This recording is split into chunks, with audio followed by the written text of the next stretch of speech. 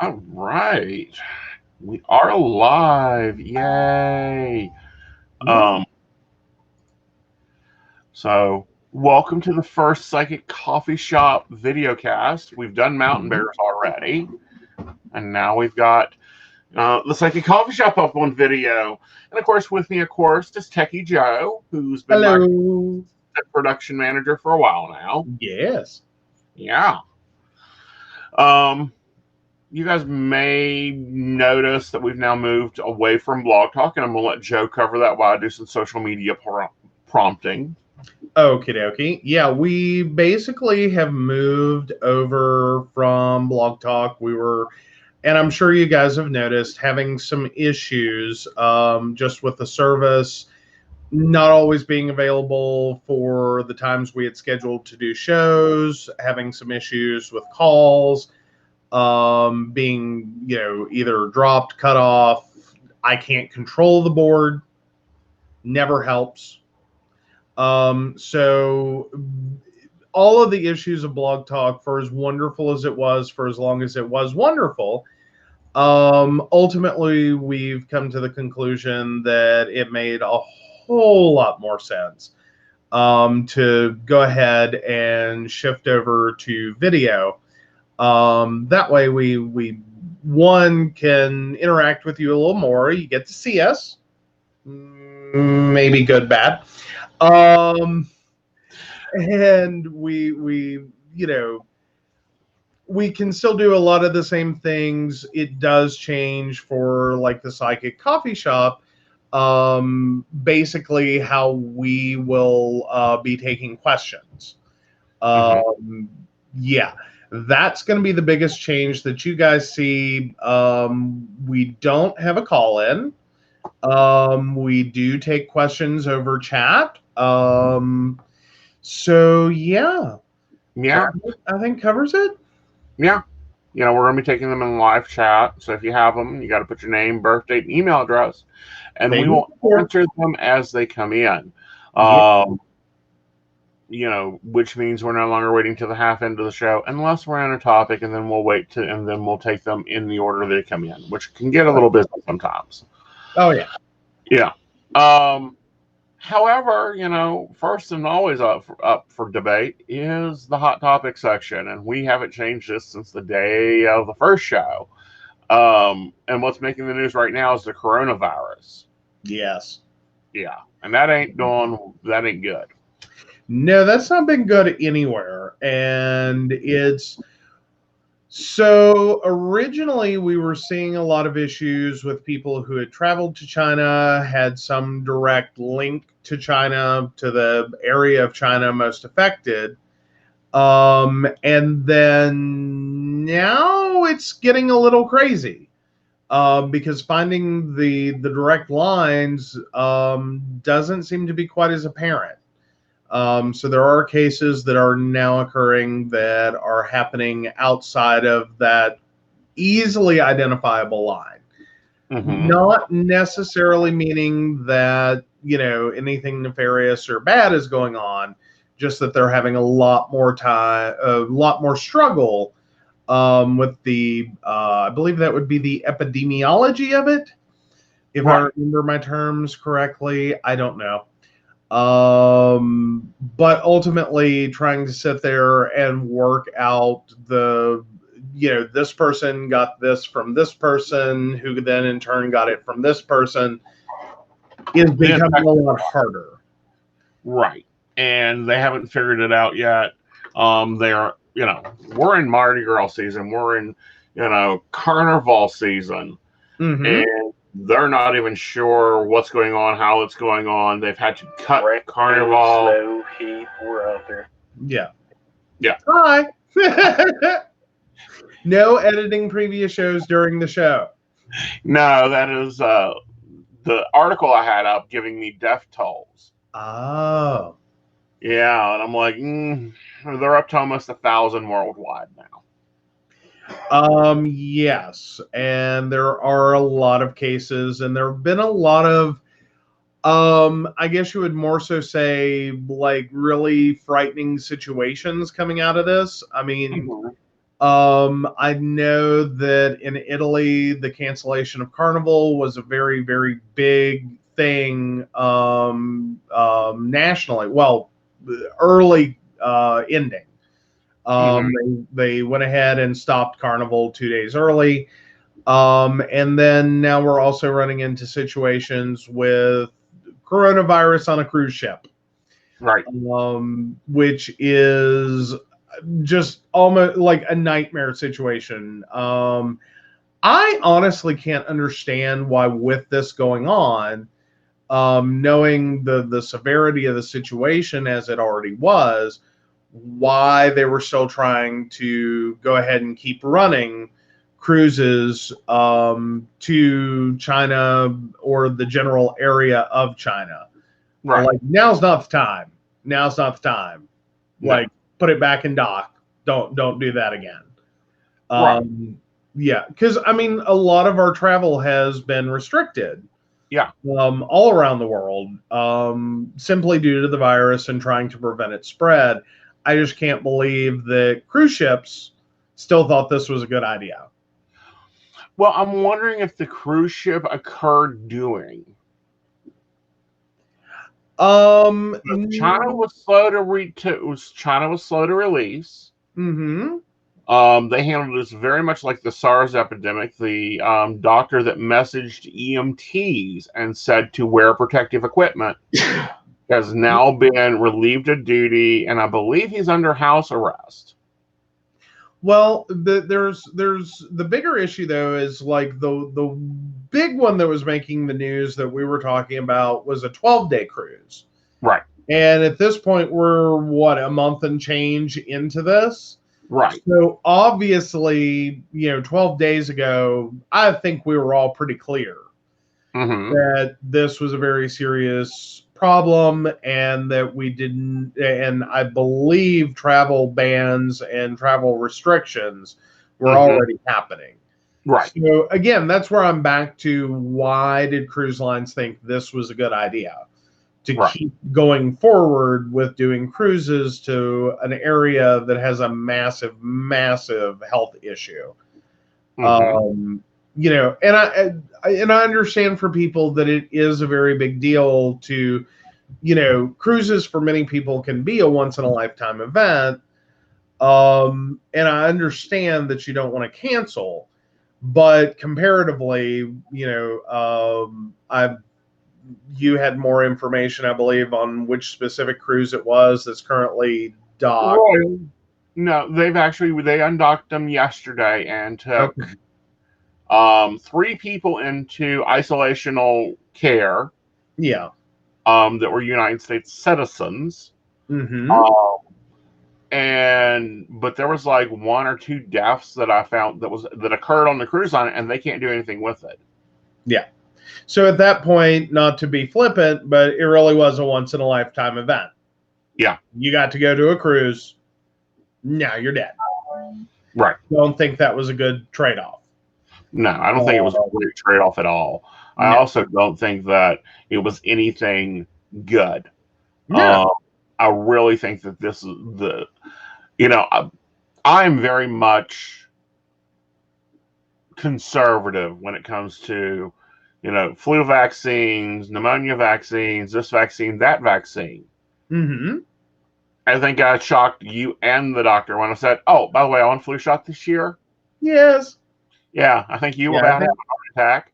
Yeah, I think everyone was there with that. Well, no, and I think even more people are definitely there with the idea that this is a very serious health event. While it's not exactly the flu, and the flu vaccine won't help you with it,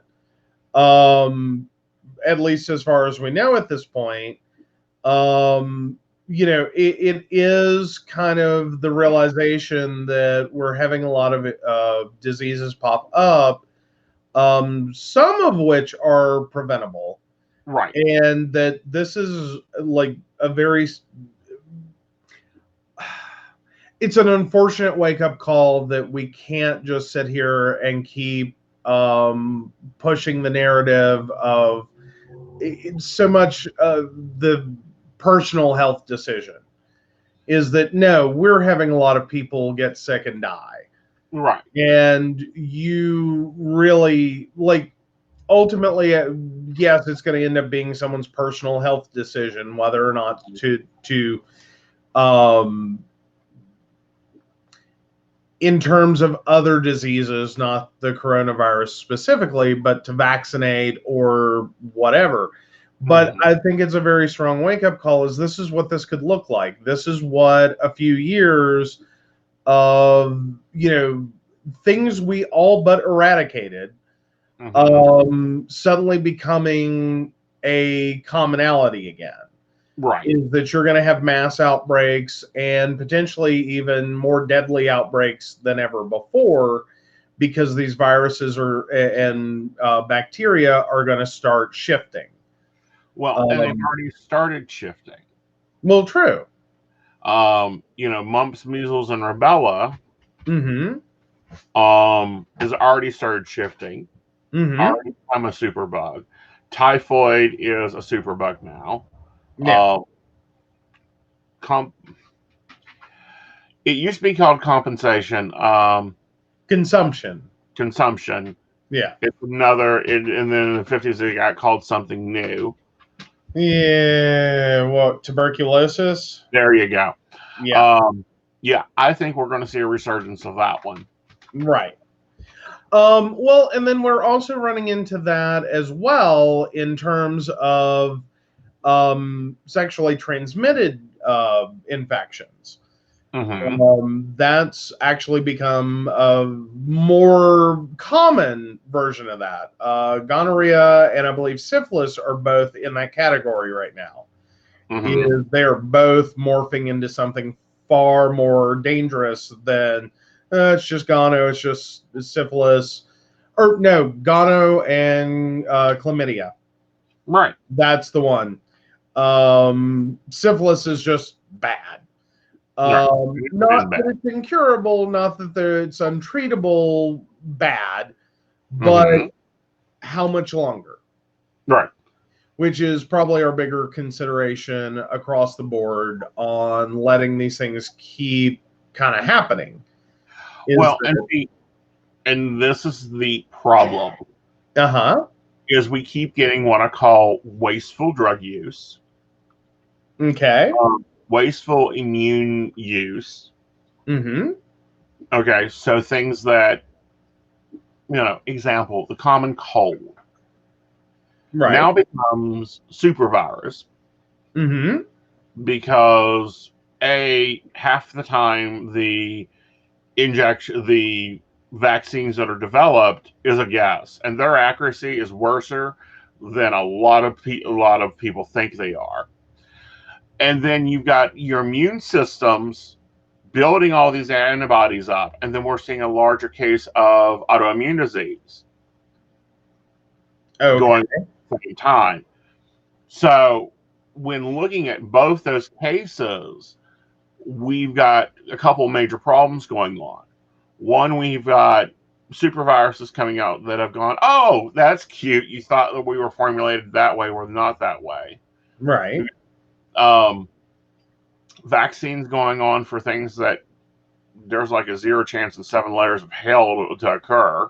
And then we've got anti-vaxxers running around, exposing, and then, of course, then it's able to morph.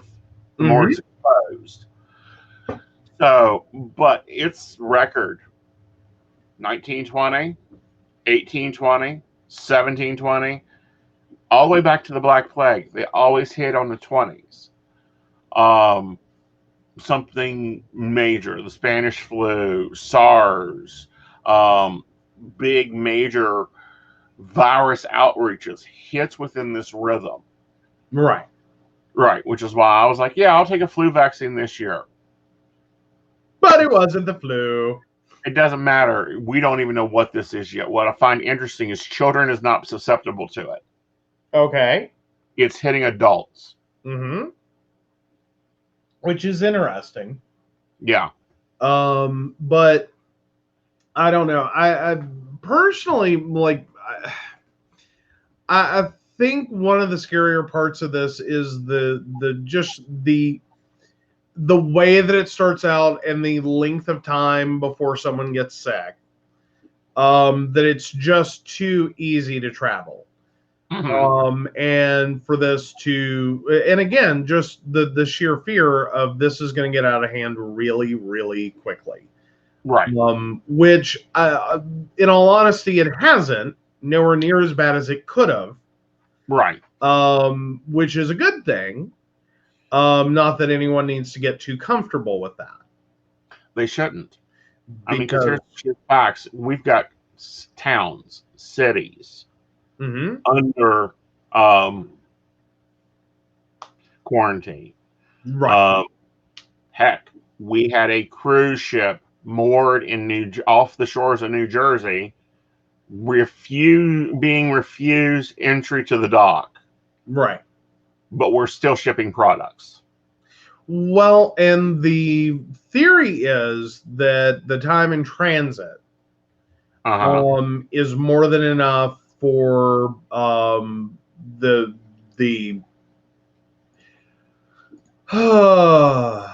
for the virus to effectively die off, so that even though we're still accepting packages and there is a risk there,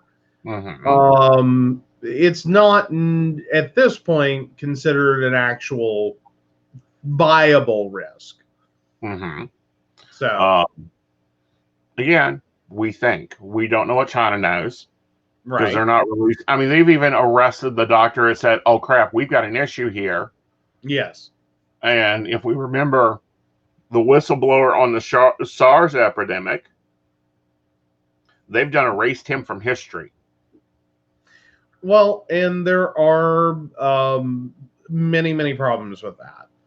Right. That we do have to take that into consideration, but at the same time, I don't know. This one is an ugly one, and it's an ugly situation, and it's unfortunate there's not a lot of cooperation with World Health. Now, I do know it's been noted that China has been far more forthcoming on this one than they ever basically were with SARS. Right. But, that went pretty explosively until they were like, oh yeah, maybe we should, involve someone. Right. But yeah, there's that component of it. But no, with the travel situation, I think that's probably my biggest concern, I guess, is that it is just too easy to travel now. It is just too easy to get around the world. In terms of when you look historically at major epidemics, we had far less ability to travel than we do now. Right. And that's probably, in comparison, if you look back, 1920, 1820, 1720 and beyond, it's really just in the last half century plus that travel became so easy. Right. That in many cases, something like a coronavirus probably would have never made landfall. Right. Not that was entirely true. That was a large part of world exploration, was the introduction of diseases to other countries. Well, before they were countries. But no, travelers, explorers, going around, and unfortunately, as a side effect of seeing the world, killing off part of it. Right. And introducing things that the different cultures had never seen. So, yeah, that's where we are. And it's kind of frightening. Right. It really is. I mean, it really is. Not that there's any version of like epidemiology that isn't. And granted, everyone loves watching The Walking Dead, but that should be like one of your first considerations. Is this is what this could look like? Yeah. Not in terms of how that's the way the disease will affect people, but in terms of how quickly the spread could occur. Right. Within days. That's Right. what we're looking at. The CDC is expecting community spreading. I mean, we're Mhm. at 39 cases reported now. Mhm. And so, they're looking at taking measures. Of course, they've already, the 39 U.S. residents out of country have been isolated. The 14 cases diagnosed in country have been isolated. Mhm. But again, I'm looking at it going, okay, how much power do they have here? Okay. England is now, if you've been to Italy, Afghanistan, China, Milan, and even the French are doing the same thing. They're doing this 14-day self-isolation. Right. And it's ultimately the hope that people will take that advisement and actually do that. Right, with or without symptoms. Problem is, though, none of that's being passed to us. None of that's being said in the U.S. Mm-hmm.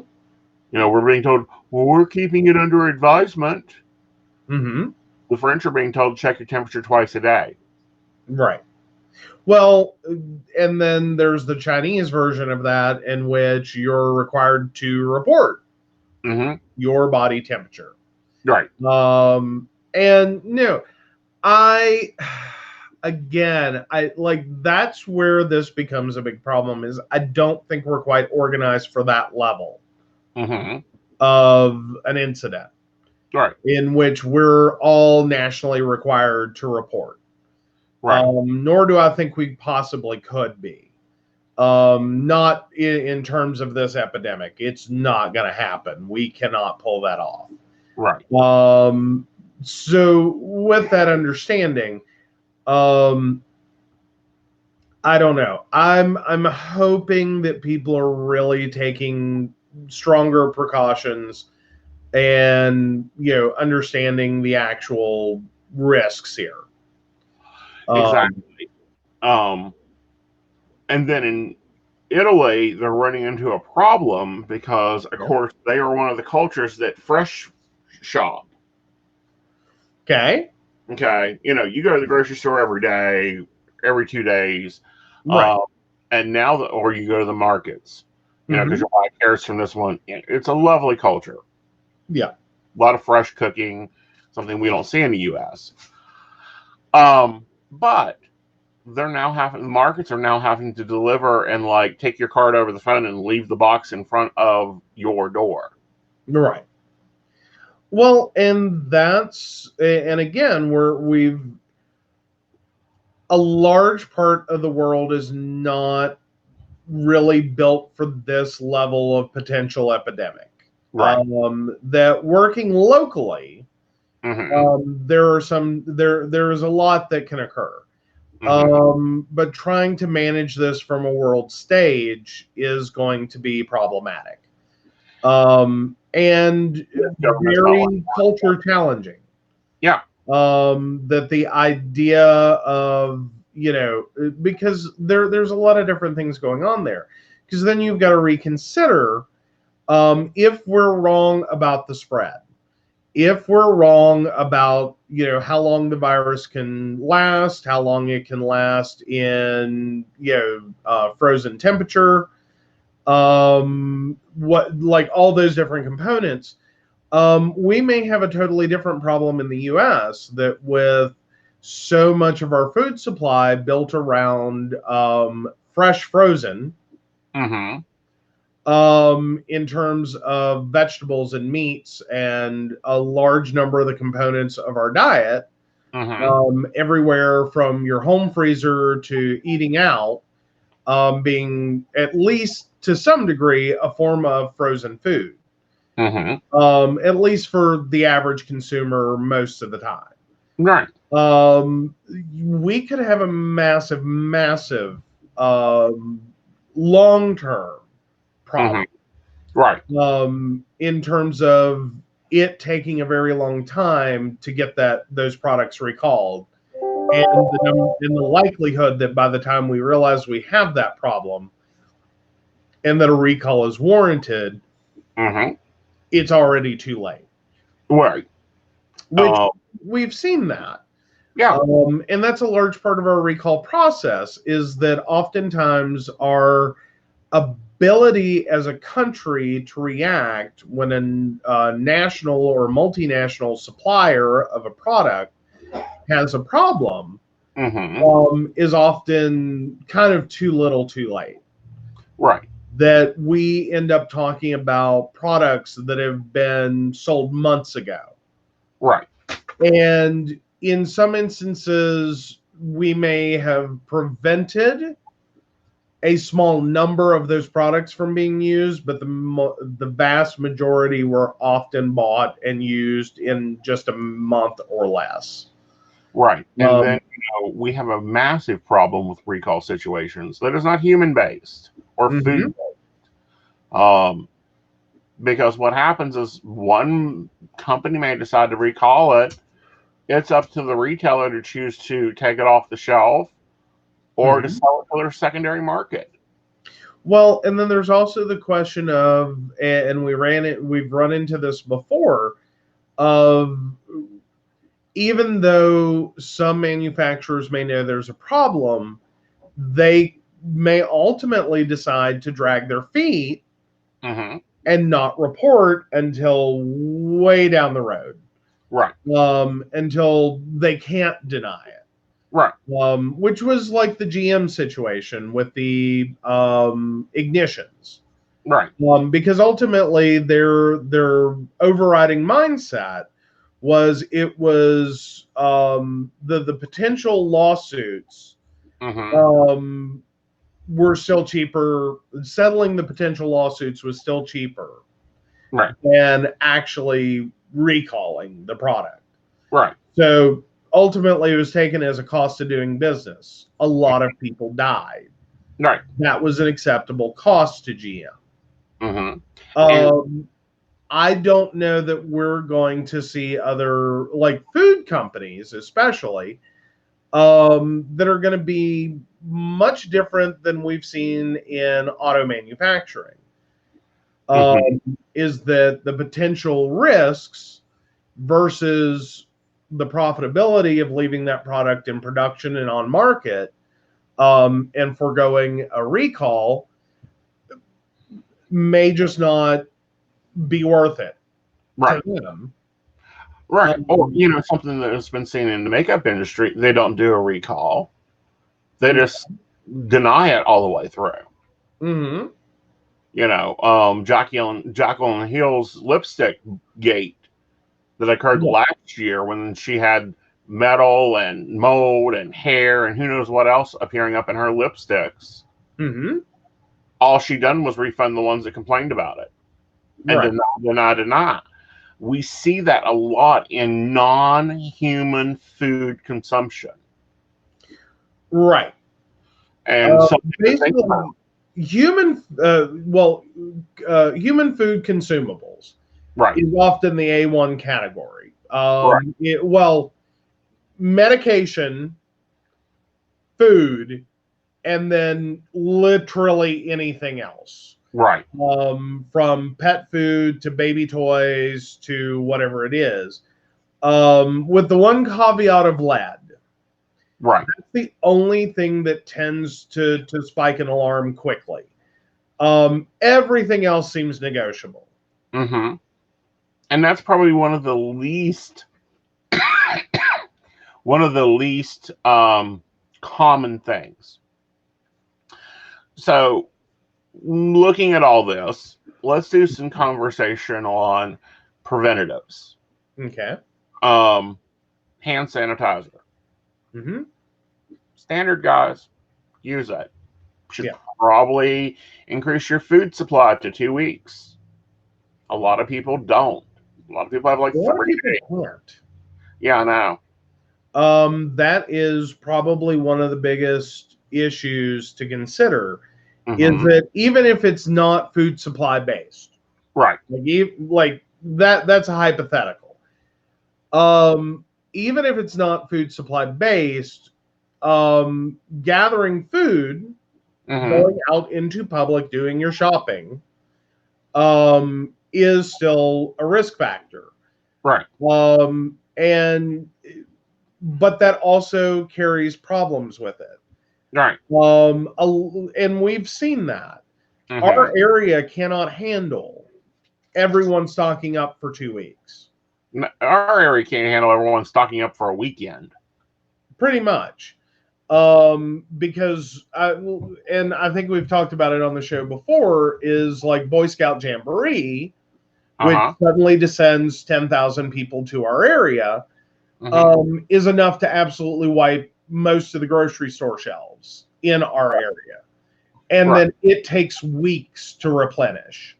Mm-hmm. So that's also one of those things, is while that's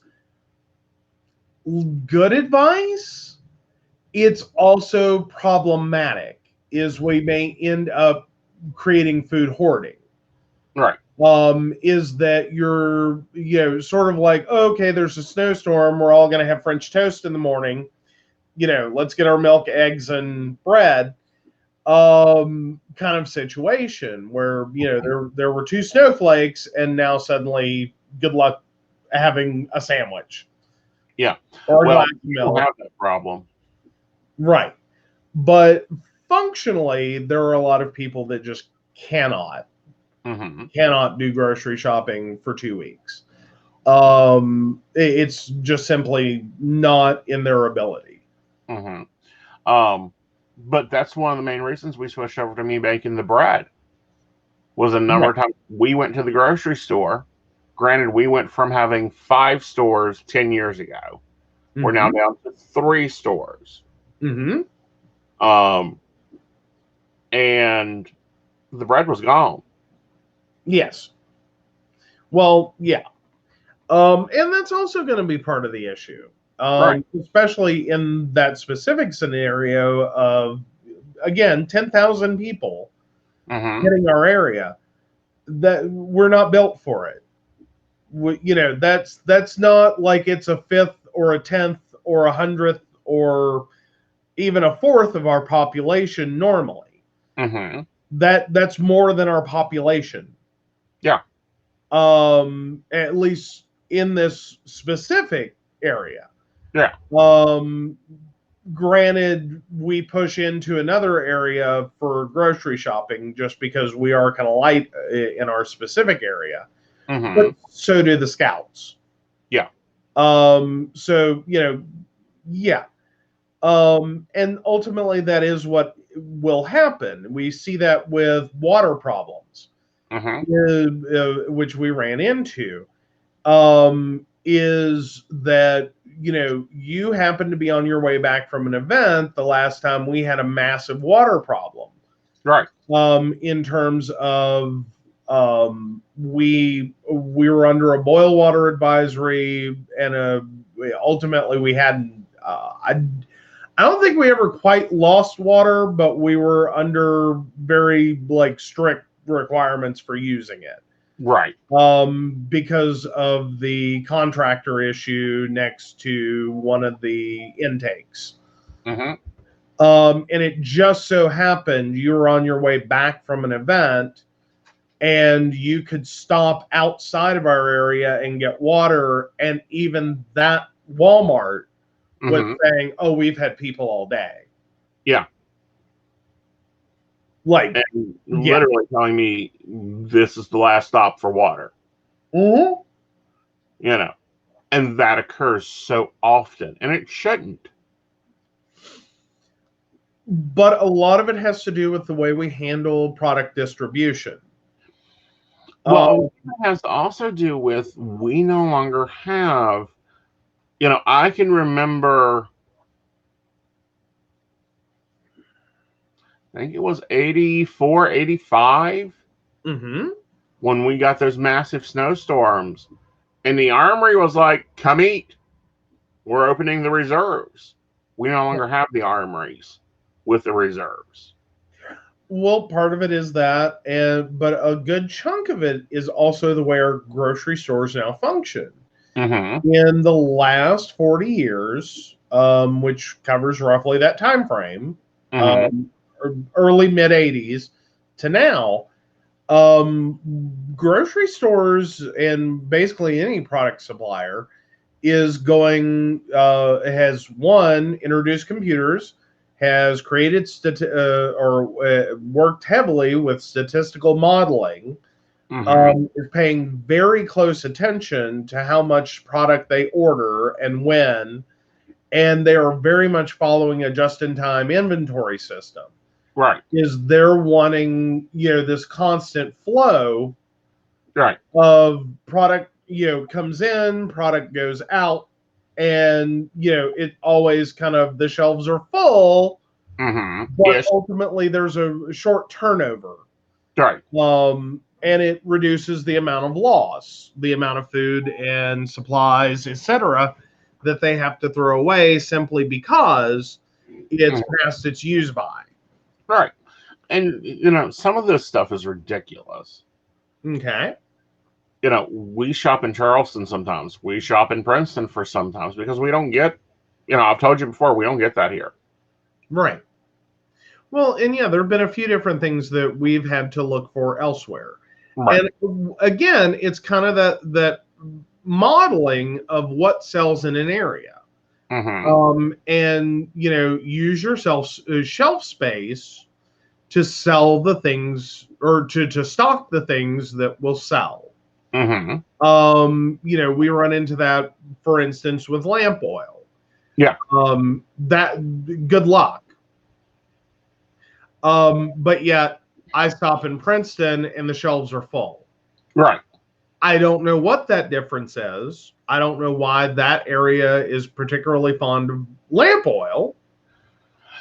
Well, I don't think they're fond of it. I think that in this area, we have a Mm-hmm. lot of people using lamp oil as a fuel source. Okay. Because those lamps put off a lot of heat. You put 3, 4 in a room, and you've got heat. Right. Um, and Princeton probably doesn't have that problem. But also, where we're shopping at also feeds into the gorge and 2 other areas, and one of Mm-hmm. them may not have power yet Okay. at all. Not Like just they've never had. yeah. Okay. That station, I do not believe has power yet. Oh goodness.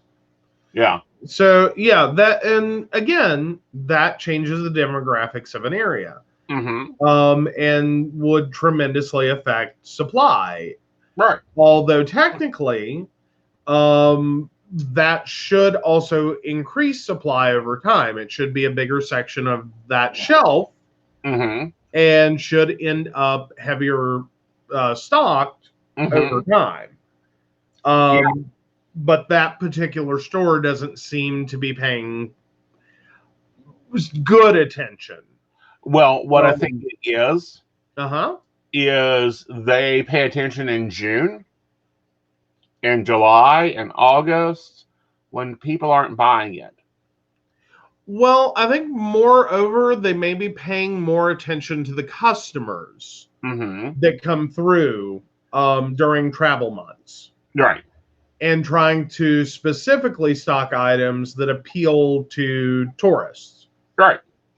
Because we are near the gorge, yeah, we're going to end up with a lot of tourist trappy kind Mm-hmm. of things, or that are recreation related, Mm-hmm. sort of overwhelming that store.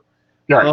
Because during those months they make a massive killing selling those products, and it does skew the numbers, Yeah. um, and create some issues. Yeah. Well, it's like they've got tents on sale. I don't know anybody going camping in February. Well, and Uh, that's the exact problem, is that most likely during the last jamboree, mm-hmm. or during the last, the entire tourist season, they Right. sold a lot of tents. Mm-hmm. Because I'm sure there's a lot of people that wait until they're almost here to go, oh, let's go buy a tent. Yeah, or get here and go, oh shit, this tent's been moth eaten. Right. Um, So yeah, and that's kind of the shifting that mm-hmm. happens is you have a lot of people coming from a lot of different areas, Mm-hmm. all suddenly buying tents in one place. Mm-hmm. So it makes it look like, wow, we have a lot of people who use tents.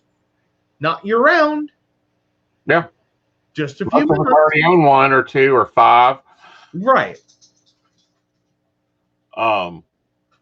But no, it's just I don't know. It doesn't make business sense to me. Some of the things these stores do. Mm-hmm. It's like shorts in February. Groundbreaking. Well, no, in a lot of ways, we are stocking seasons ahead of time now, and trying to get that inventory in and then rolling through it. Mm-hmm. Because I know you've noticed that like we start seeing the end of summer Uh-huh. happening early as well. That all Yeah. of a sudden fall clothes are out, and it's like it just like we're in July, Yeah. but you can't find shorts. No. But you're starting to see like your lumber sexual gear Mm-hmm. proliferate. Right. That all the plaid, all the really have like some of the lighter coats and stuff like that are already hitting. Yeah. And it's like we're still in July. We kids aren't even back to school yet. Right. Like, can we tone it down a minute? Well, not only that, but it's kind of like, and I see the reason why for that is a lot of people are doing school shopping then, and Mm-hmm. school now starts in August. Well, Why? right, and I get that, but School, I and have God. right. But um, the other part of that is a lot of times Mm-hmm. it's like, can we just, we've got at one time there was Christmas, Valentine's, and Easter in the store. Yes. It was a husband's paradise. You'd walk through, clear 3 months, and be ready for the next one. Right. Pretty much the game plan anymore. Mm-hmm. And I think a lot of that has to do with there are a lot of busy people who don't have time to shop, and more than likely take advantage of that. Mm-hmm. To do exactly that is take one day, do all your shopping. Mm-hmm. So you've cleared the big holidays, the ones that will get you in the most trouble, Mm-hmm. or the ones that are because you got someone else in trouble, and Yeah. handle that. Right. And then it is after that, everything else is just kind of figure out the birthday. Right. And otherwise you're set till next year, and you Mm-hmm. can just kind of roll through. Yeah. Um, but that it always aggravates me. But at the same time, that helps the secondary markets, Mm-hmm. and that's what they're banking on now is their secondary markets. Well, yeah, and that's been a long-term debate. We used to have stores that were very specific, that only handled second chance merchandise. Mm-hmm. Big Lots being the biggest one. Mm-hmm. But now we've not only run in, and it's also diversified a lot. It used to be liquidations only. Right. So you go through your season. This is the stuff that didn't sell. Here's your bulk purchase for your national retail chain. Right. So Big Lots. That's a lot of what Big Lots buys. Is stuff that for whatever reason didn't sell. Either it just missed the mark with consumers, the price point was wrong, or whatever occurred. Mm-hmm. It just didn't sell. Um, but you're also running into a lot of manufacturing that is now kind of targeting the discount store that used to be entirely liquidation reliant. Right. And they're getting consistent stock. Right. And they're actively engaging in creating it. That these are items specifically geared towards a discount market. Right. In addition to, you now have other places where those products are available. You have a lot more players in that situation, as well as you have returns. Right. Becoming a big market. Right. That there are tons of eBayers and even Amazon Marketplace participants that are just buying returns. Right. By the truckload. Yeah. And, not everything's going to be sellable or necessarily sellable, say, online. But they're also working multiple revenue streams. Yeah. So they, have their eBay, they have their Amazon Marketplace, they have flea markets to go to, they have, like cash for gold places to go to, and they have yard sales. Yeah. And I think the last one was the big eye opener to me. Because we were kind of hitting that with when my dad and my grandmother both passed. More so with my dad, we actually did have a yard sale, multiple, and we kept noticing that we weren't just getting what I would normally call a professional yard sailor. The people that religiously every Saturday morning get up, go to the yard sales, rock the yard sale. This is their retirement. They're happy. This is what they do. Right. We were running into a lot of people that you could tell they were looking for specific things. Yeah. Like it's not just whatever catches their eye and they think someone might like or they can use, or not like a general theme idea. It's very targeted. And we were getting very specific questions. Right. Do you have Fiesta ware? Do you have, Corellware? Do you have glassware? Do you have stamps? Do you have coins? Right. And even to the point of we had people coming up before we technically started, going, "I'll give you $200." Yeah. And literally take everything. Yeah. And I think that's also starting to change the landscape of donation centers. Yeah. Because that's usually unfortunately, your dumping ground for dead people stuff. When you're in that in between, you don't have nice enough stuff for an estate sale. There's no really nice paintings and antique furnitures, things like that, but you do have a lot of stuff. Right. And I think inadvertently what's happening is those people that were approaching us going, well, for $200, I'll take everything. I think that's ultimately what they do is they pick out what they want and then dump it on their local Goodwill, dump it on their local Salvation Army. Without caring. Yeah. That, it's done. Because they've seen one or two things, they know that for $200 they can make that. Right. So that world's place too. I mean, because now we have Goodwill online for the expensive stuff. I'm quite sure. Sorry, we shop Goodwill. I love antiques. A lot of occult stuff ends up at Goodwill. Strangely, Well, and a lot of it has to do with, people having different aesthetics, people having different religious beliefs, or just not wanting it. Right. And that generationally is becoming a big part of it. Mm-hmm. Like when you're looking at millennials, there's a generalized, very minimalistic. Mm-hmm. We're not looking to take on a bunch of people stuff. Right. Keep it streamlined, keep it digital, keep it orderly. Right.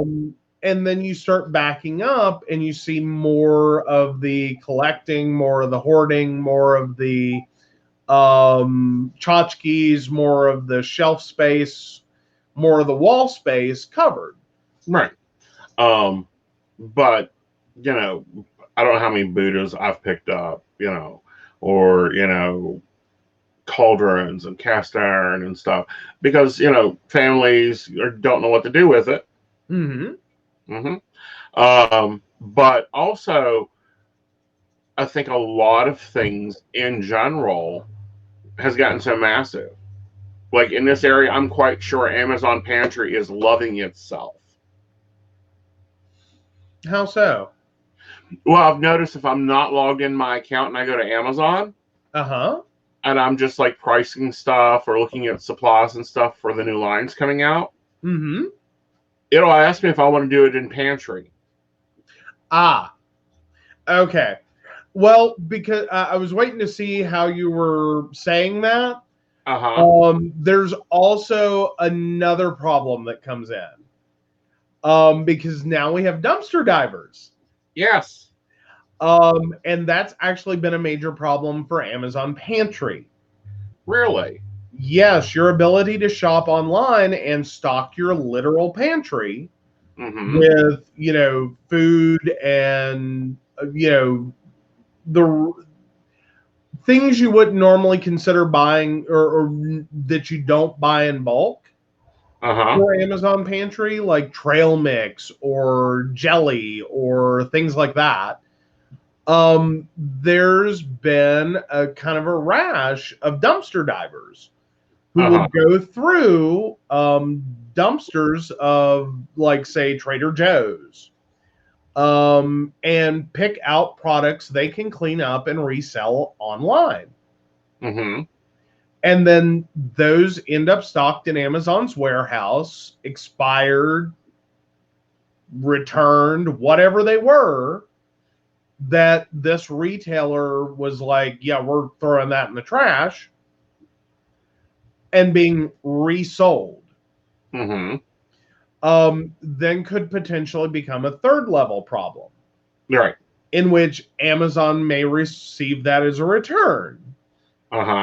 Which more than likely goes into a return pallet. Right. That then gets bought. Mm-hmm. Yeah, it's kind of a scary idea.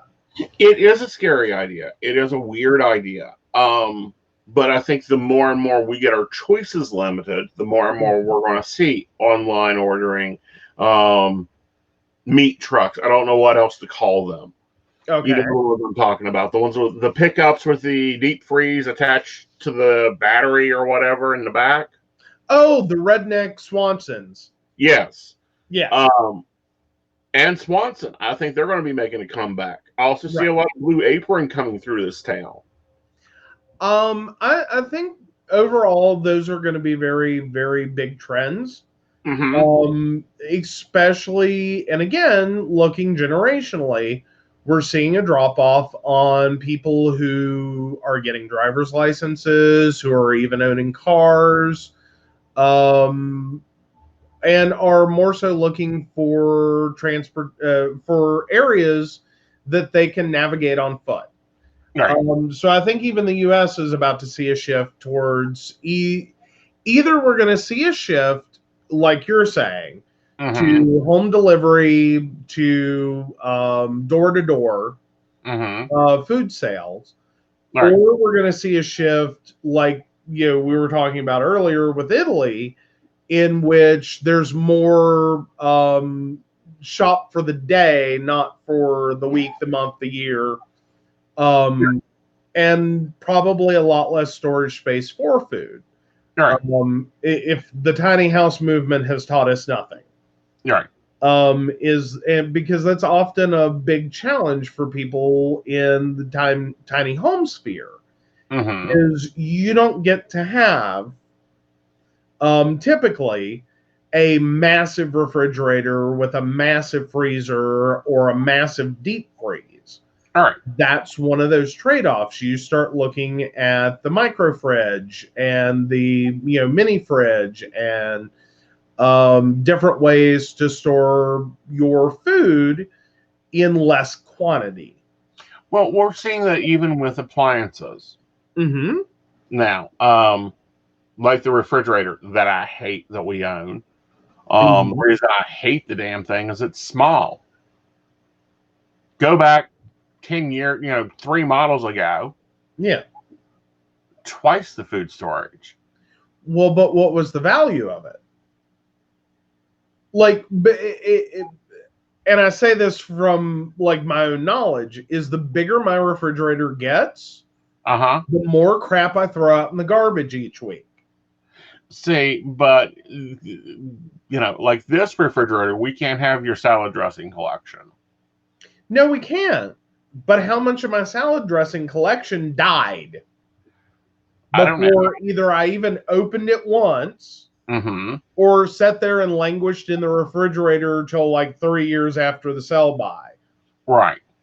And that's what I'm talking about, is when you are given a limiter on your storage, on your ability to keep a massive amount of food over a long period of time, one, you're going to start looking at smaller quantities, which I think will be a big benefit to everyone.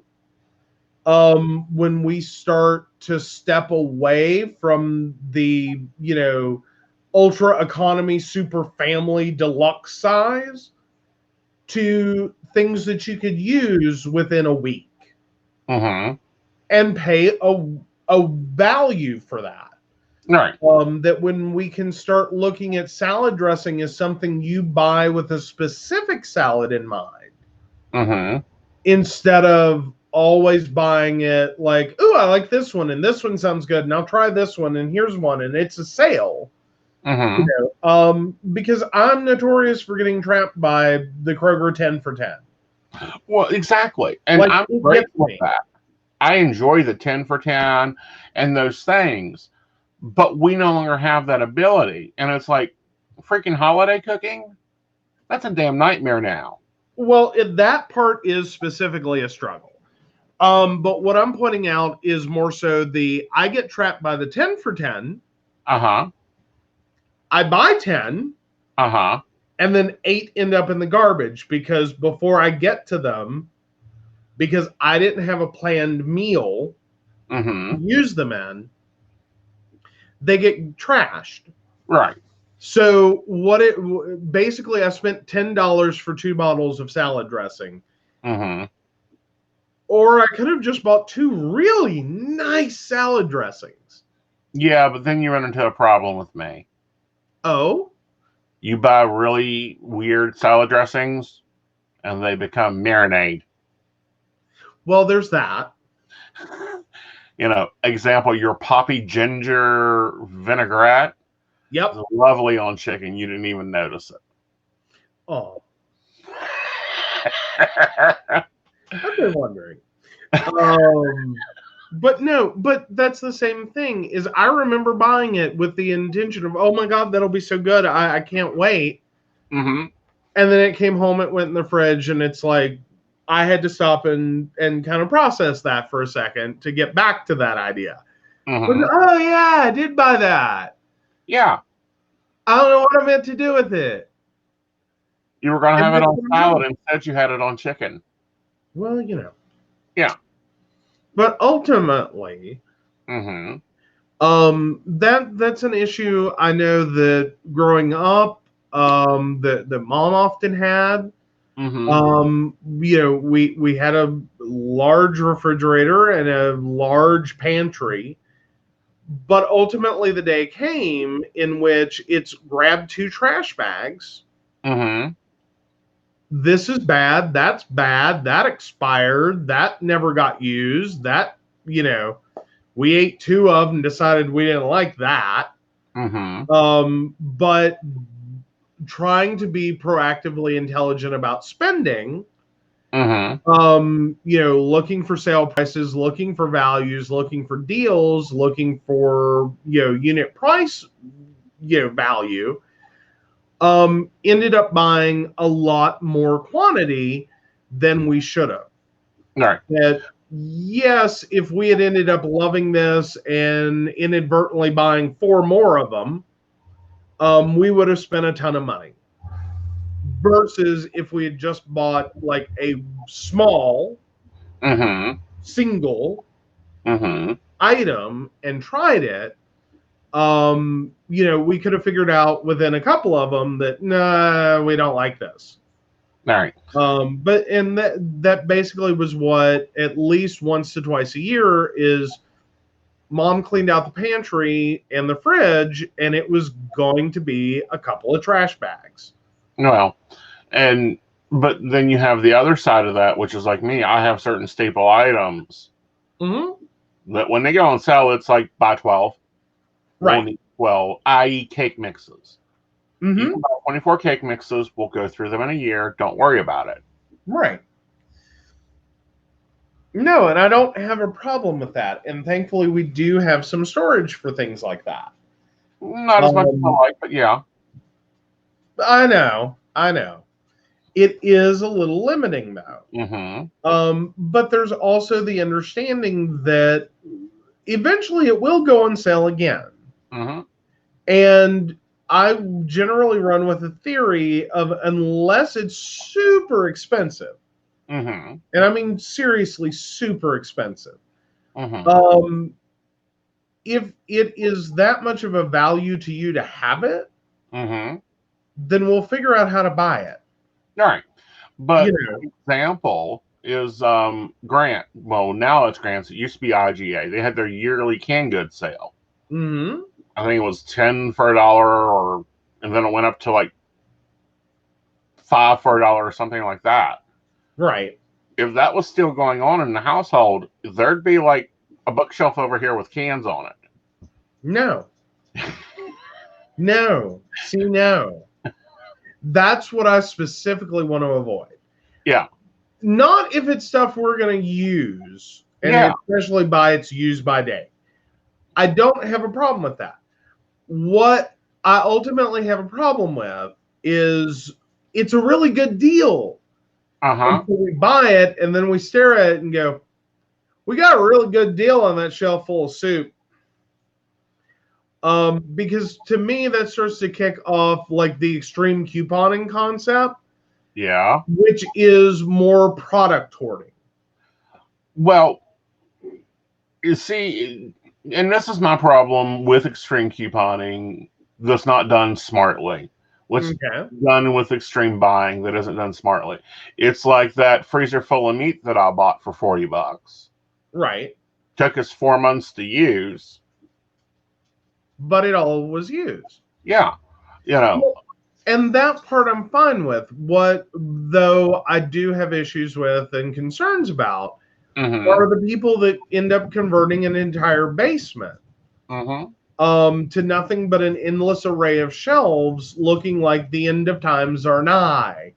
Or worse, the people that get duped into the end of times are nigh. Here's your economy meal packet. Those are nasty, by the way. Yeah. And, you're like, this is going to be bad. The end of times are going to be bad. So you need to buy a lot of it. And I don't like the situation that creates. Right.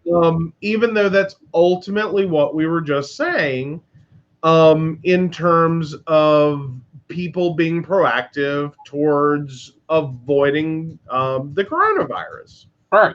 Is creating a large food supply and having that, or at least a couple of weeks worth, not necessarily the 6 months to survive whatever horrific event. Well, one that's recommended is have 2 weeks worth of food in your house. That's emergency supplies.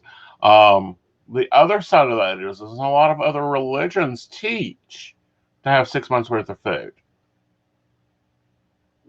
That I hadn't run into. Yeah. And quite frankly, I honestly don't know how to live like that. Because that in my head, that turns into a lot of our housing space just became food storage. Right. And, it's kind of like open the car, between the seat holder in the car, and there's rice. And, don't sit on the ottoman, it's full of beans. And, beside the bleach is like 6 pounds of like cornmeal or something, because I don't know where we would cram 6 months worth of food for our house. The level of pizza alone.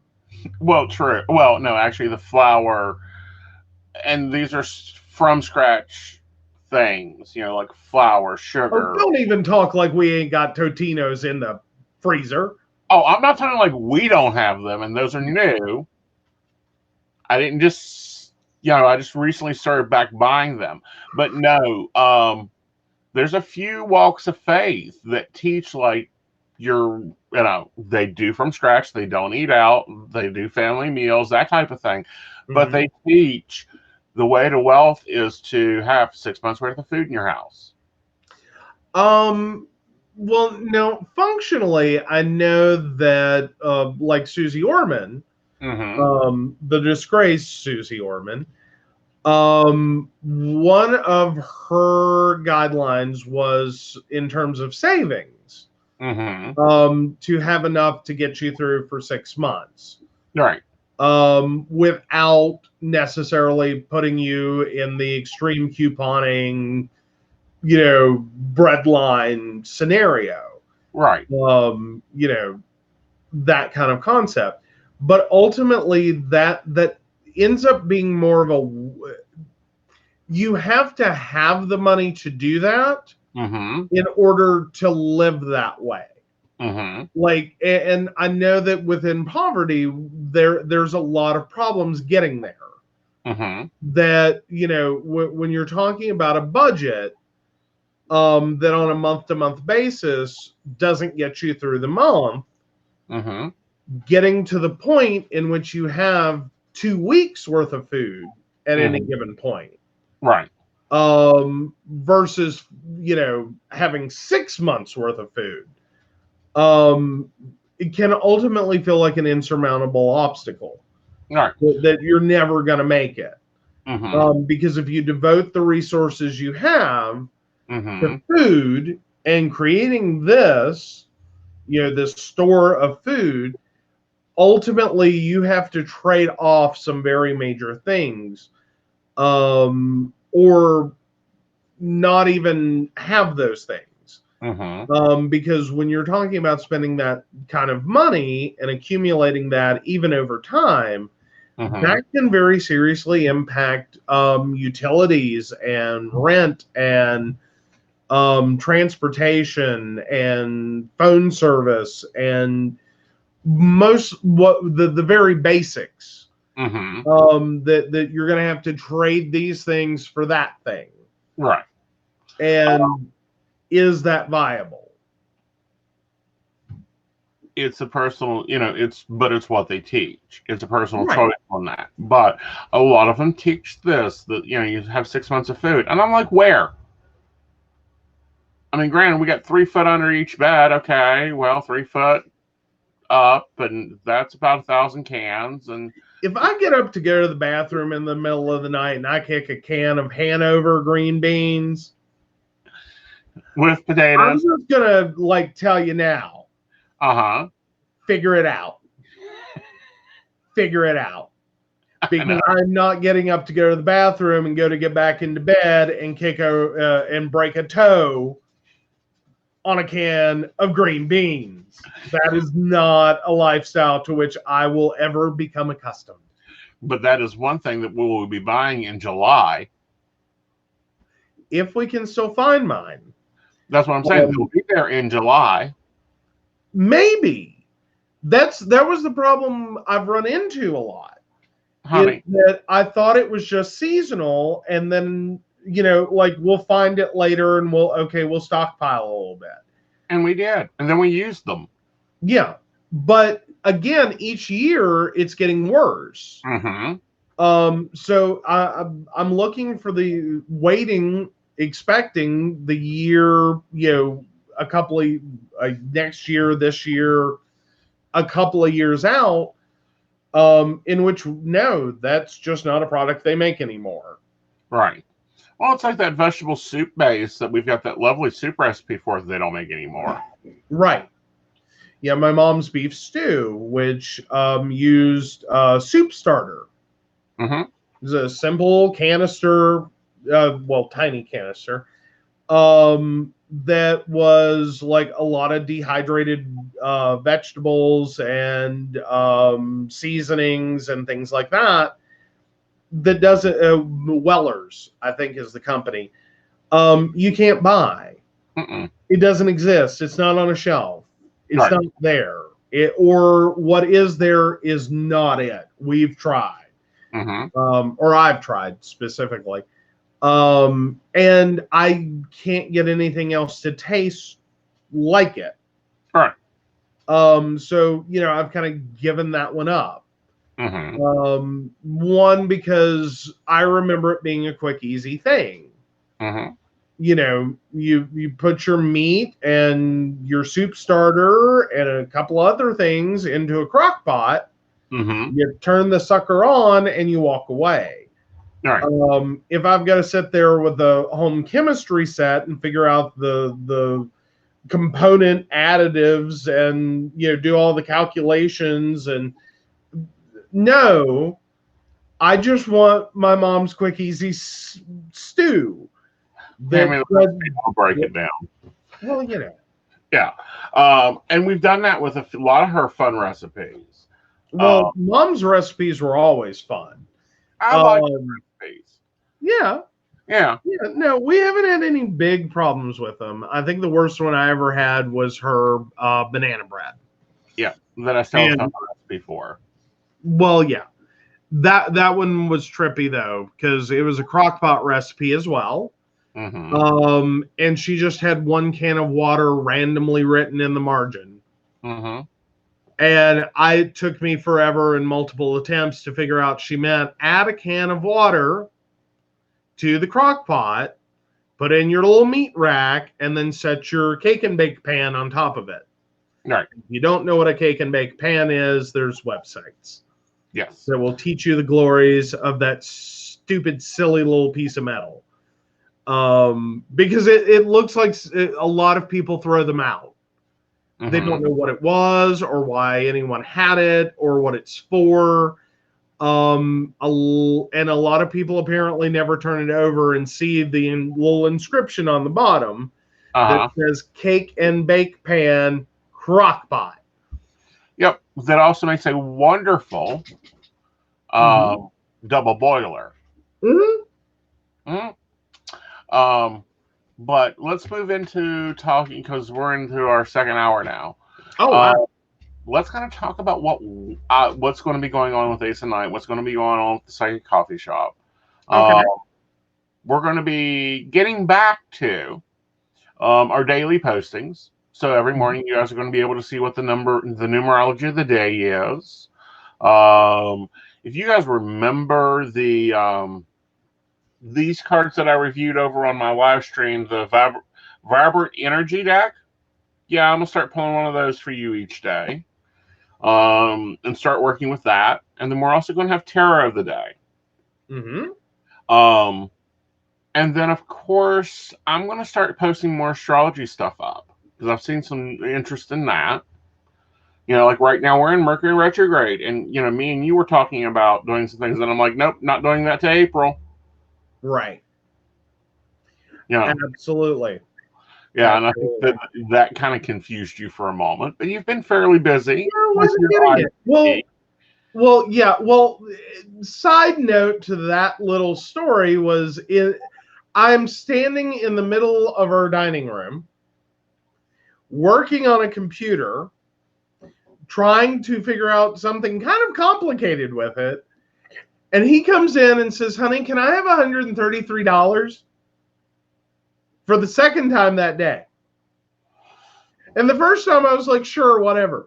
The second time, like, he's very serious. And I'm going, okay, this isn't just, honey, can I have $133 out of our budget? This is, I need to have a serious conversation about why I'm about to spend $133. And it's okay. Also, it's like 2 a.m. And we work noon nights. And that's 2 in my afternoon. Yes. Well, that's the detail part that sort of got left out. Well, no. I'm talking about you being busy with your IT work when we're in Mercury in retrograde. Oh, that definitely. Not even, I said, Mercury in retrograde is coming up. You might want to get your work bag ready. And he looks at me like I have, shot him. I don't know. I think I just keep having this moment of God, is it Mercury in retrograde season again? Didn't we just have one? God, this is like a crappy store's fire sale, or, everything must go. It's no, they're just going to reorganize, and this business is never closing. Yeah. But no, there are some moments with that. I just got over the last one. I need a minute. Well, what's fun is I think it is March or May. Can't remember offhand. We also have Venus going into retrograde. So all your exes will be showing up. You'll be getting handed my phone a lot. I thought most of your exes were dead. I know. I just don't want mediums calling me going, hey, he won't leave me alone. Well, we won't drive by any familiar cemeteries. That's what we're going to go for. That's wonderful. Let's not do that. Yeah. Yeah. But, yeah. But, so I'm going to be posting those things up. Of course, Sundays, you now get the Energy Overview blog, which, has your familiar Abraham Hicks quote. It has your Angel of the Week. It has a positive affirmation to work on that week. And then we're going to be doing some things with the Sacred Coffee Shop and Mountain Bears, which are the video casts. Starting next Monday, I'm sorry I couldn't make it this Monday. I will be doing a live cast on my Facebook page. I had a nerve conduction test done, and that was a fun 3-hour tour of nerve conduction. Yeah. 3-hour tour of let's see what my nerves actually do. Yeah.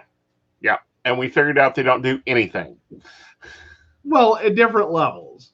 Yeah. Some are working harder than others. And some haven't shown up to work in a while. Yeah. But I've said before, the more spiritual I get, the less I need this body. So it's shutting down. Woohoo. Just move along the path that I need it to. I'll be happy. Okay. Until, you build me my cyber body on the dining room table. Oh, screw that. I'm throwing you over my shoulder and finding the guy with the wheelbarrow of corpses. Okay. Bring out your dead. Bring out your dead. Ain't dead yet. Oh, you will be. We'll see about that one. Gotta go for the Monty Python reference if no one else got that.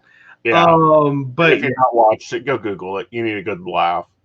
Yes. Then look for Life of Brian. Yeah. You need both. Even better. Yeah. But so that's kind of the fun stuff we're going to be doing. Now, if you're watching this on YouTube, yes, come join us on Facebook, because you can view us on YouTube. But you can't, interact in the chat. And if you guys got questions, go ahead and post them. If you're watching, I'll be happy to answer them in the live stream. But other things that we will be doing is authors. You're actually going to be able to see, hopefully, the authors in the video stream. If not, there'll be a radio podcast broadcast of the interview that we do. But we're still going to do the video cast. Yeah. Yeah. So that's going to be fun. I think that'll be a lot more interesting than what we had at Blog Talk. I think that we also will be having a lot more commentary going on. And we can actually show you things that we're talking about. Right. You know, like if I'm talking about an astrology chart or something going on in the astrology, I can actually flip that up to the screen and you guys can see it. Well, yes. Yeah. That will be awesome. And actually, I was looking to see. I thought I saw one of the teas we still have to review. Oh, I do, but it's on the other side of the room. Never mind. Oh, call in your invisible assistant. He can get it. Oh, invisible assistant. Mikey, go hand him the tea.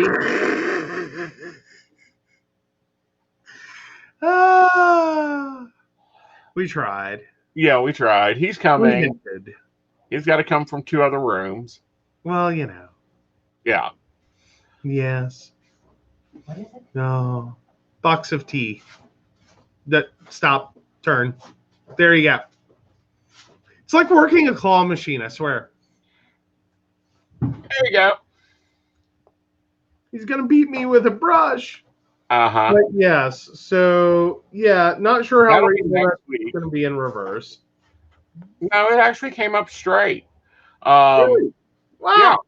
Next week, Oh, we're yeah. going to talk about grounded tea. I'm going to see if I can get her on for a little bit. Oh, absolutely. Absolutely. Yeah. So, But yeah. we're going to be able to taste test and show things and talk about some things.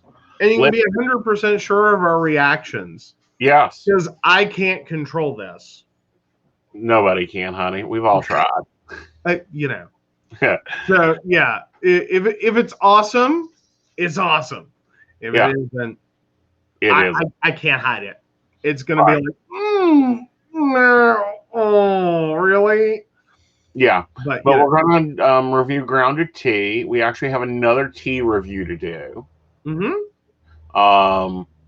Cup of tea and pup. We've got to review that one too. That's on my PR table. Yes, it is. And I think you got a book recently. I do, but I'm reading it. Yeah. And that's something that, you know, here's what the book looks like and talk about it. But no, I've been working on the content for next month. Some cool things going on. If you haven't done my tarot series at the Crystal Lotus Shop, a new one will be starting in March. If you've already taken parts of the class, but you've missed this part or that part, I'm going to be scheduling a Saturday makeup so that you can get all your classes in.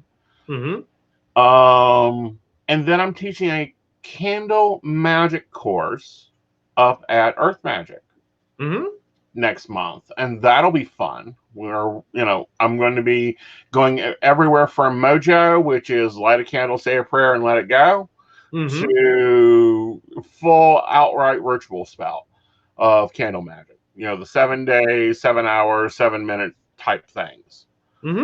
So that'll be fun. I'm also thinking about using. We've moved to Be Live TV, using that as a place to do classes or to do open discussions with some help to help monitor comments and everything. Oh, yeah. Yeah. So, but yeah, we got a lot of new stuff coming out for 2020. Yeah. And you even have new classes coming. Well, at least new to Crystal Lotus. Yeah. We've kind of. You've created a couple of new courses that have already. You've had one class of each, I believe. No. No. No, the pendulum class I've had one of, and that'll be coming out probably in April. Right, but then moving. Candle magic will be going to Crystal Lotus. Yeah. After I test the class, because Earth Magic is where I'm going to be testing it out, seeing what works. And then, I don't know, some of the other classes, you know, I'll be popping up and designing. And a lot of that has to do with what the community wants. Because heck, I've studied Hermetics, I've studied Buddhist theory, I've studied everything from occult magic to ceremonial magic. You know, so you're going to start seeing a little bit of that more on our feeds. Mm-hmm.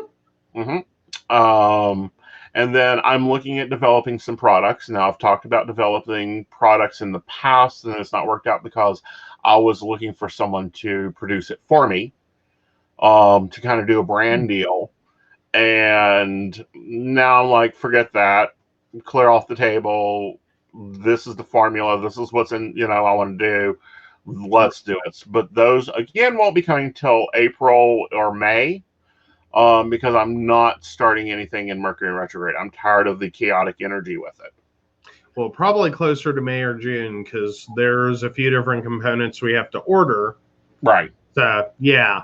Give it some time on that. Right. But we'll keep everyone updated. We will. Some really cool things that are going on is the Crystal Lotus site's been refreshed. My site's getting refreshed with more video. Mm-hmm. Something else that we were doing, or something else new. Oh, Mystic Computers. Yeah. Mystic Computers can actually host an online talks here soon with the Be Live program. Mm-hmm. Tell everybody about Mystic Computers, honey, because we don't often talk about Mystic. Well, we really haven't. So Mystic Computers is basically my computer repair, web design and hosting, and photography services, graphic services that I've been launching, and we work together on that. Mm-hmm. So yeah, we're looking at finally getting that off the ground. That was actually slated for the beginning of 2019. And as anyone who listens to the show, yeah. So the end of 2018 is when my neck got screwed up, and running into 2019 and finding out, yeah, you're gonna have to have surgery. We kind of set that to the side a little bit because we weren't really even sure what this was going to look like. Right. Like we weren't sure how 2019 was going to end at that point. Mm-hmm. Like in February of 2019, we weren't sure how the end of 2019 was going to look. And we were already like, okay, if I launch a business, have neck surgery, and I'm paralyzed from the waist down or the neck down, I'm not going to be able to like do both. Right. One, figure out how to live in this new body, and two, continue this business all at the same time. So I definitely wanted to take a break. Right. But yeah, so we're getting it launched. And you have a question? Yep. If you'll read it, I'll kind of pull some resources here. Okay, because I'm not seeing a date of birth. No, this is product questions. Oh, product question. Okay. Yeah, let's pop you out of that. Oh, I need bigger glasses. And this is from Shannon. My daughter is wanting to start learning about Wicca. She is in her early teens. Is there any literature you'd suggest for her? I know Crystal Lotus said that there might be some online classes later with some of the classes offered, but I haven't heard anything about that. Right. Where are you at? Where do teens start? I'm going to give a controversial suggestion, and it's actually Teen Witch by Silver Rim Wolf. Now, a lot of people don't like her, and that's okay, but that's kind of geared towards teenagers and teenage growth patterns. And then if she is like 12, 13, Uncle Bucky's, Raymond Buckland's Bucky Blue. I always recommend that for any ages in there. Oh, she's 14. Great. Uncle Bucky's Bucky Blue, the Big Blue book. You'll hear a lot of foundational pagans talk about learning from it. I also recommend Scott Cunningham's Solitary Witch. Yes, there will be online classes. We are filming them now that we have the equipment. They are in process. I was hoping to get Tarot filmed in February. There was some delays on cameras and equipment and moving the station. So that'll be my first one out the gate. The second one will be Wicca 101. Now, you'll notice that I do advertise a Wicca 101 and a Wicca Year and a Day program.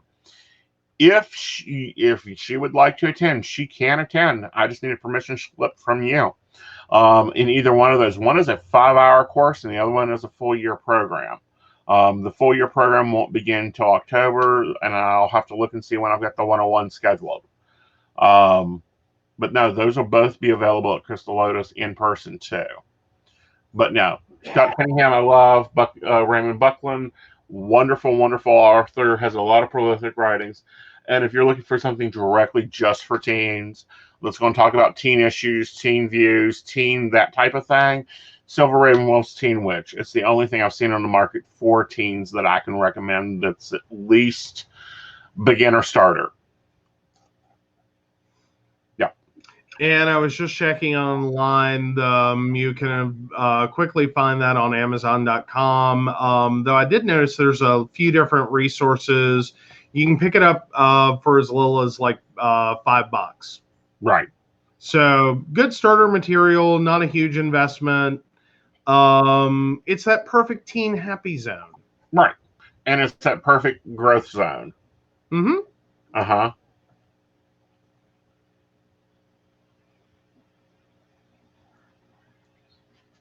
Yeah, I know it's hard for her to get there.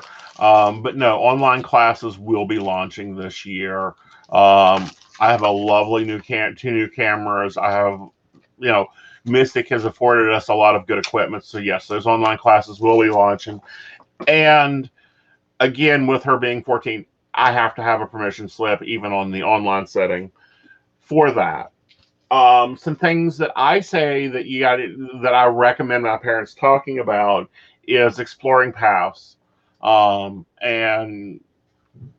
being involved with that, and encouraging it in all forms. But no, definitely online classes, and a lot of my classes are 6 to 8 at CLS. So I know that's kind of hard for night shift workers. I live nights, except for like 2 days a week when I have to be a day shifter. Rest of the time I'm out at nights. But no, definitely I will happily get with you if you have any resources, or if she runs into any questions, have her pass them through you, and I will happily answer them in between until we get that up and running. Okay. All right. Matter of fact, that's sorry, multiple ideas running at the same time. Mm-hmm. But no, online classes I'm hoping to have up by, I'm going to say August. All my classes will be online. I'll still be doing it in person. Back to school. Uh, So just in time for back to school. Yeah. Okay. Yeah, but like the 5-hour classes, I should be able to sit down and do them one day. Mm-hmm. And one class one day, one class another day, because I'm going to teach them just like I do in person. And work with that so that they're there together. Good deal. Yeah. All right. We're hitting about the 90-minute mark. So tomorrow I'll be at Crystal Lotus, and that is from 1 p.m. They open at noon, but I don't start taking appointments till 1 till 6. And then this Saturday is Psychic Saturday. This is the day that you guys can get your Taste of the Lotus, massages on discount, Reiki's on discount. My readings are now $20 for the first 15 minutes and then $1 per minute afterwards, for Psychic Saturday. And then also I'm having a featured reading for $15, which is the Looking Ahead Angel Card Spread. And that's a featured reading. And that'll be for the month of, that'll be February's specialty on Psychic Saturday. Now, honey, why don't you discuss the tarot poll? The cool thing we're going to be doing with that, and that should be out probably next week. I'm sorry, I missed that one. Scratch off. Oh, yes. So for a while now, if you've been to a few events, and especially at Crystal Lotus, He has had the giant fishbowl of tarot cards with his information on them. We decided to kind of extend that concept and include a scratch off with variable amounts that, anywhere from like a few percent to even half off, I think we talked about, a reading. So, in addition to pulling a card and getting a mini reading, because he takes his old tarot decks and turns them into a business card on the back. It has all of his contact information, but also includes a mini explanation of the card and what that means in at least a very general sense to your question. Right. And the thing we always notice is everyone freaks over the death card, which is kind of funny, kind of not, Right. because the number of times I see people pull that one out, go, huh, and put it back in. Yeah. Like, no, take the death card. It's not a bad thing. It's a great If you learn nothing else from Psychic Coffee Shop, the death card's not a bad thing. Right. I don't understand why people get fearful of the death card.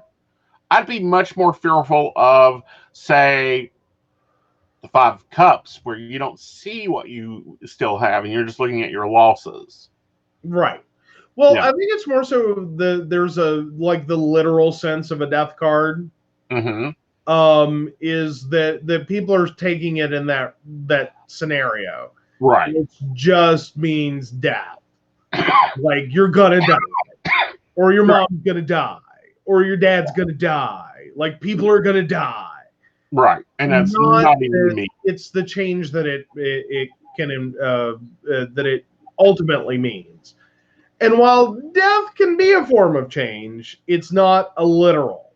Right. It's not immediate. It's not a death sentence. It's, don't buy any green bananas because you ain't gonna make it. Yeah, it's not that. Yeah. But I have fun with the tarot and what's going on with the tarot. And, I really like being able to do these promotional things. So that'll be hopefully back in store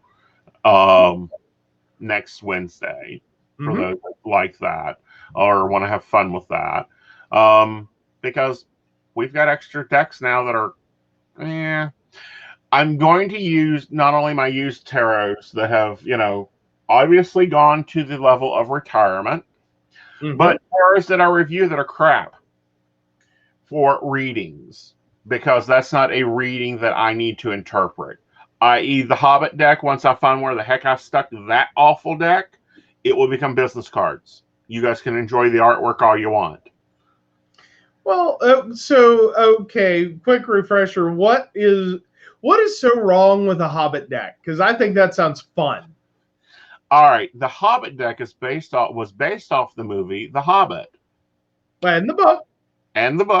Thought it would be amazing. I mean, come on. Hobbit, fairies, wizards, elves, all this stuff. Wonderful artwork, right? Right. Well, apparently the High Priestess and the Empress and every other woman in the deck of tarot hopped on the chariot and left the deck. Okay. It was a total male deck. It is a Hobbit sausage festival, is what I'm hearing. Right. Okay. Yeah, and I'm like, no, a deck can't be that unbalanced. I will not read with an unbalanced deck. There's like another deck out there that is a fairy, it's a fairy tarot deck. There is no symbolism on the cards. It looks like a 3-year-old took stickers of fairies and just stamped them on the cards. Oh, is that? Or I was about to ask or make the assumption, because I know there's one deck that you've run into over and over and over again. That it pops up when you have intro to tarot classes. Because it's a very pretty deck. Yes, it's gorgeous. And I know you've said something similar to students, is that it's like, and it's a total nightmare. Yeah. One, in the context of learning, and two, this deck's not going to serve you well over time because you actually are going to have to get real familiar, not with like the imagery of the cards, but the actual hard meanings. Right. You're going to have, and it's the hard meanings because there is no imagery. There is no, suit, and some tarot decks change the suit. Pentacles and queens get wrapped around a lot of times. I'm sure there's a deck out there that is based on the computer, the mouse suit, Oh, God. the processor suit, No. the monitor suit. Oh, God. I could deal with that. And once we figure out what the equality is to it, Yeah. not a big deal. Right. This deck isn't that. This deck is an artist read the meaning of the cards and went and painted a picture that had nothing to do with the card. Well, but it does, but it's not clearly evident. Right. It's they read it, they got their inspiration and created a beautiful artistic piece, not a functional artistic piece. Right. They're pretty. Put them in a frame, lay them into a glass table. What is that clear? Like, you take Elmer's glue and water and you Mosh Podge the hell out of them onto things. Gorgeous doing it that way. Mm-hmm. Read with them. Yeah. Yeah. I noticed that one is one that it seems like usually about once every class you have or every other class, someone pops up with it, and it's like, I got my cards, and you're like, and the front of the store is this way. Because no, we're not doing this, and let me explain why. Right. It's because you're going to waste your money taking this class, trying to convert what I'm saying to this deck. Right. Because you're not going to be seeing it.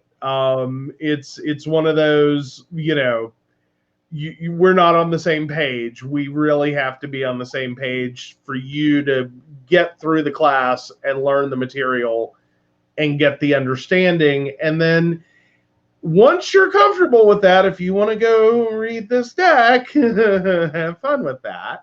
Right. But yeah.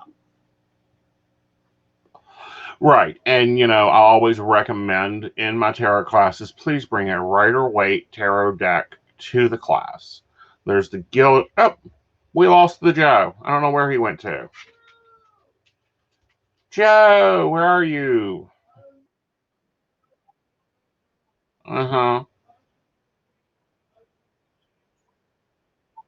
Yay. Click here. Click. There we go. Yep. So yeah, I don't know what that was, but apparently I just dropped out. That was a 90-minute break thing. Oh. Yeah. But no, we will, always recommend Rider-Waite, whether it's the spiritual deck or the Gilded Tarot, which is what I teach off currently, or Rider-Waite themselves, or Rider and Smith. Don't care what it is. I always recommend that because then you get the symbolism. Then you get kind of the clue in. I don't recommend decks that already have the meanings printed on them, because you aren't learning tarot. You're learning what the card says, and you're sitting there reading it. And while, yes, it's kind of nice to have flashcards, it's terrible to try to access your psychic information. We have been suggested to do a Thoth tarot class. That will be a Tarot 103 class if I do a Thoth tarot class. What I mean by that is I will only be teaching people that have had Tarot 102 and completed the course to accept them into Thoth Tarot, because Thoth Tarot is based heavily on tarot, but it's its own system. Yeah, it has a lot of psychology in it, but that class will be like 3 years out, because each class I don't just go and grab crap off the internet. I actually research and put things in, and that one's really going to be a very deep class, and that's more of a professional class. I was about to say, if you're giving me 2 years and 364 days to format the manual, we're about to have an argument. No, you don't get that long to format the manual. You get them normally 2 weeks before I release them. Oh, I know. Yeah, I try. I know. Sometimes though, that it's the night before. We'll just let you know. Like if you see me sleeping in the parking lot of his new class, that means the manual got printed and the ink, or more importantly, the toner is still warm. Yeah. But normally I give you at least a week's notice on the class. Now, whether you get to it or not, I know. We've had a few weeks though. Like 2 weeks was nowhere near enough. Right. It was like, too late. That's what that is. It's like my schedule every single day for the next 2 weeks is already like boom. Right. And it's So we've done a few that like he's gone on to bed and I'm just sitting there like hurriedly running paper through the printer. Mm-hmm. Please hurry up and print. I want to sleep. Yeah. But again, that's because I create my own manuals. Mm-hmm. That's what a lot of the mess behind you is research. Well, the mess behind you. Yeah, the mess behind me. Yeah. We have to trade desks. Yeah. But no, there's a lot of stuff. Mm-hmm. Yep. All right, guys. Well, thanks for joining us for our first cast, and I hope you enjoyed this. And let's see, we'll be back Friday with Mountain Bears, and the Psychic Coffee Shop is always Tuesdays at 9 p.m. And then it'll be simulcasted out to YouTube and broadcasted out onto the podcasting networks of your choice. If you have a Alexa or a Google, what is that? The other one, the one that looks like the mushroom. Google Home. Here's what I found on mushrooms Wikipedia. You can say it again. You can listen to us on there because we are on those devices, so you literally can take us anywhere you want to. Yeah. So until then, visit aesonknight.com to book your appointments. Check out Mystic PCSWV for your tech support, tech problems, tech projects. We specialize in metaphysical businesses right now because we both work with them, know them very well. And that's actually mysticpcwv.com. Yeah. And, check out clswv.com for updated class information with what's going on at the Crystal Lotus. You can actually book your appointments through there. You can book your massage with Tennille. You can book your Reiki with Christina. You can even book your appointments with me. And we'll be in the office tomorrow between 1 and 6 if you want to stop in at CLS. And of course, that is in Old Main. That is on Old Main in St. Albans, West Virginia. We do, however, serve the world. We both have the ability to be remote anywhere. Absolutely. Yep. So until then, good night, y'all. Good night, Joe. Good night.